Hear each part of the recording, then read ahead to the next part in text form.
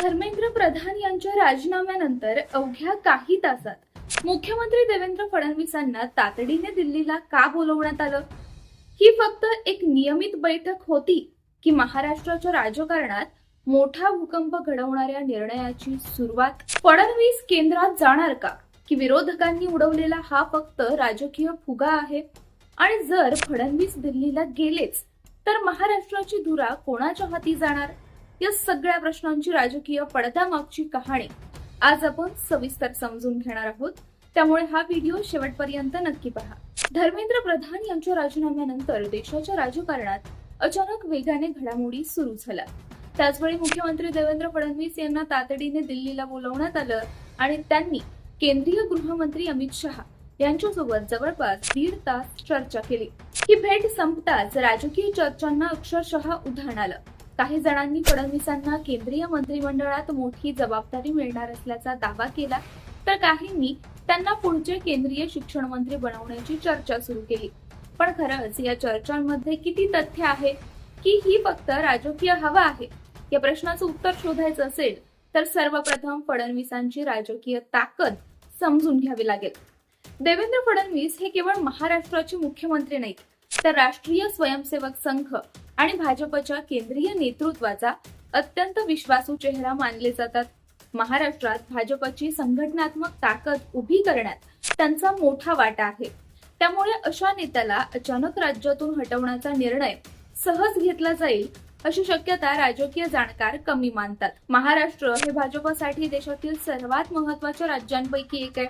अशा राज्यात नेतृत्व बदलण्याचा निर्णय हा केवळ एका मंत्रिपदापुरता मर्यादित नसतो. दुसरा महत्त्वाचा मुद्दा म्हणजे अमित शहा यांचं राजकीय गणित. सध्या भाजप समोर महाराष्ट्रात अनेक मोठी आव्हानं आहेत.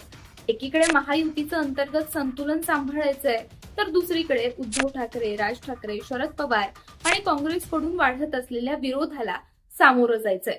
अशा परिस्थितीत महाराष्ट्रातील सर्वात अनुभवी आणि संघटनावर पकड असलेला नेता दिल्लीला पाठवणं भाजपच्या रणनीतीत बसतं का, हा प्रश्न इथं महत्वाचा ठरतो. दरम्यान शिवसेना ठाकरे गटातील 6 खासदार शिंदे गटात दाखल झाल्यानंतर लोकसभेतील शिंदे गटाची ताकद वाढली आहे. त्यामुळे केंद्रीय मंत्रिमंडळ विस्तारात शिंदे गटाला आणखी एक मंत्रिपद मिळण्याची चर्चा सुरू आहे. खासदार श्रीकांत शिंदे यांचं नावही जोरात घेतलं जात आहे. त्यामुळे फडणवीसांची दिल्ली भेट ही मंत्रिमंडळ विस्तार, महाराष्ट्रातील राजकीय समतोल आणि मित्र पक्षांच्या अपेक्षा या सर्व विषयांवर चर्चा करण्यासाठी असू शकते, असं अनेक जाणकारांचं मत आहे. याच दरम्यान ठाकरे गटाचे नेते संजय राऊत यांनी सलग 2 दिवस फडणवीस केंद्रात जाणार असल्याचा दावा केला. विरोधक अशा प्रकारच्या चर्चांद्वारे सत्ताधारी पक्षात संभ्रम निर्माण करण्याचा प्रयत्न करतात. त्यामुळे या दाव्यांकडे राजकीय रणनीती म्हणूनही पाहिलं जात आहे. स्वतः देवेंद्र फडणवीस यांनी मात्र स्पष्ट शब्दात सांगितलंय की मी महाराष्ट्रातच आहे आणि महाराष्ट्रासाठीच काम करणार आहे. त्यानंतर अमृता फडणवीस यांनी सुद्धा मी त्यांना महाराष्ट्र सोडून जाऊ देणार नाही अशी प्रतिक्रिया दिली आहे. त्यामुळे चर्चांना आणखी रंग चढला.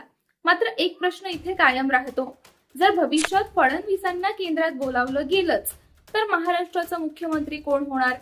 भाजपमध्ये विनोद तावडे, चंद्रशेखर बावनकुळे आणि पंकजा मुंडे यांच्यासारखी नावं चर्चेत असली तरी महायुतीसारखं गुंतागुंतीचं सरकार सांभाळण्याची क्षमता आणि सर्व मित्र पक्षांवर प्रभाव ठेवण्याची ताकद या नेत्यांमध्ये आहे का, यावर पक्षांतर्गत मतभेद असल्याचं बोललं जातं. त्यामुळे फडणवीसांचा पर्याय शोधणं भाजपसाठी अजिबात सोपं नाहीये. याशिवाय महाराष्ट्राच्या राजकारणात आणखी एक महत्वाचा घटक आहे, तो म्हणजे शरद पवार. गेल्या अनेक वर्षात शरद पवारांच्या राजकीय डावपेचांना सर्वाधिक प्रभावीपणे उत्तर देणारा नेता म्हणून फडणवीसांकडे पाहिलं जातं. त्यातच उद्धव आणि राज ठाकरे यांच्यातील वाढती जवळीक, स्थानिक स्वराज्य संस्थांच्या निवडणुका आणि आगामी राजकीय आव्हानं लक्षात घेतली तर भाजपसाठी फडणवीसांचं महाराष्ट्रात राहणं अधिक फायदेशीर ठरू शकतं. तरीही दिल्ली भेट पूर्णपणे साधी होती असंही म्हणता येणार नाही. धर्मेंद्र प्रधान यांच्या राजीनाम्यानंतर केंद्र सरकारला नव्या रणनीतीची गरज आहे. भविष्यातील मंत्रिमंडळ विस्तार, शिक्षण मंत्रालयाची जबाबदारी तसेच 2029च्या तयारीच्या पार्श्वभूमीवर अनेक वरिष्ठ नेत्यांशी चर्चा सुरू असल्याचंही बोललं जात आहे. त्यामुळे फडणवीसांचं नाव राष्ट्रीय राजकारणात चर्चेत येणं स्वाभाविक आहे. मात्र चर्चा आणि निर्णय यात मोठा फरक असतो. आताच्या घडीला उपलब्ध राजकीय घडामोडींचा विचार केला तर एक गोष्ट स्पष्ट दिसते. महाराष्ट्रातील भाजपची राजकीय गरज, महायुतीचं संतुलन, संघाचा विश्वास आणि आगामी निवडणुकांचं महत्व हे सगळं पाहता देवेंद्र फडणवीस यांना तातडीने दिल्लीला पाठवण्याची शक्यता फारच कमी वाटते. उलट महाराष्ट्रात त्यांचं नेतृत्व कायम ठेवून केंद्रातील रणनीती वेगळ्या पद्धतीने आखल्या जाऊ शकतात. तुमच्या मते देवेंद्र फडणवीस यांनी महाराष्ट्रातच मुख्यमंत्री म्हणून राहावं का, की आता त्यांना राष्ट्रीय राजकारणात मोठी जबाबदारी देण्याची वेळ आली आहे? तुमचं मत कमेंट मध्ये नक्की लिहा. व्हिडिओ आवडला असेल तर लाईक करा, मित्रांसोबत शेअर करा आणि महाराष्ट्राच्या राजकारणाचं असंच सखोल विश्लेषण पाहण्यासाठी मराठी मंडळी चॅनलला सबस्क्राईब करायला विसरू नका.